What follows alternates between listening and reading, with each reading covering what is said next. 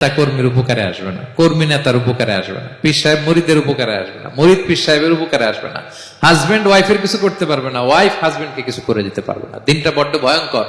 সব নবীর এই তিনটা দাওয়াত দিয়েছেন, তাওহীদ, রিসালাত, আখিরাত। তার মানে সব নবীর দাওয়াতি মিশন এক। আল্লাহর পাঠানো সব নবী এবং রাসূলরা ওনারা পুরুষ ছিলেন। কি ছিলেন? কোন নবী কি নারী ছিল বলেন তো?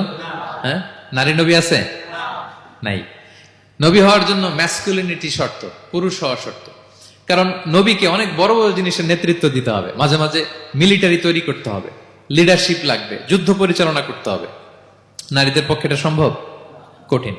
আমাদের বোনদের অনেক ধরনের দুর্বলতা আছে, তাদের মাসিক কিছুদিন তারা আল্লাহর আদেশে অসুস্থ থাকে, ঠিক কিনা? পিরিয়ড তাদের চলে, ওই সময় সালাত পড়তে পারে না, অনেক প্রতিবন্ধকতা তাদের আছে। বাচ্চা যদি ধারণ করে পেটে 9 মাস, ওনারা অসুস্থ। শেষের মাসগুলোতে তো কঠিন, জটিল অবস্থা। বাচ্চা ডেলিভারির পরেও 40 দিন ব্লিডিং আছে না নাই? তাহলে অনেক ধরনের জটিলতা আল্লাহ তাআলা ওনাদের দিয়েছেন। এজন্য আল্লাহ তাআলা নবুয়তের যে নবুয়তির গুরু দায়িত্ব, এটার জন্য আল্লাহ তাআলা পুরুষদেরকে সিলেক্ট করেছেন। আলহামদুলিল্লাহ বলেন।